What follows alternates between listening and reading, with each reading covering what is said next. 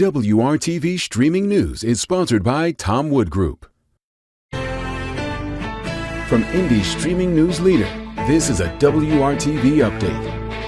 And I'm Lauren Casey with your latest headlines. A Hendricks County Sheriff's deputy died in the line of duty early this morning. The department says Deputy Fred Fissler came in contact with downed power lines after responding to the scene of a single-car crash just outside of Plainfield. A bystander saw Deputy Fissler down just minutes after responding to the scene. They used Deputy Fissler's radio to call for help. Deputy Fissler was transported to the hospital where he died. A processional escorted his body from Eskenazi Hospital to the Marion County Coroner's Office this morning. He leaves behind a wife and 2 young kids.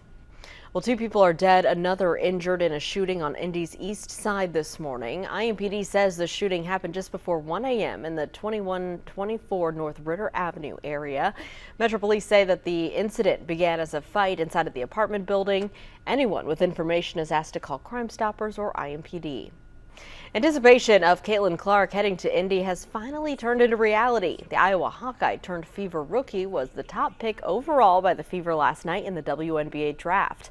Clark was one of 7 players invited to Brooklyn to watch the draft in person. During Clark's college career, she became the all-time leading scorer in both men's and women's Division I college basketball.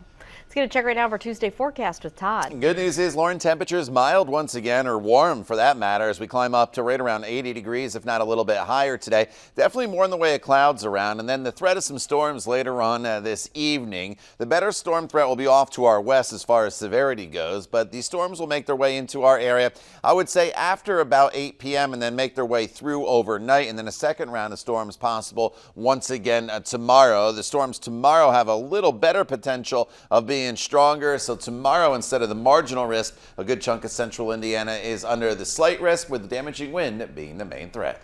Todd, for more stories and weather you need to know, just download the WRTV mobile app. Thanks for joining us.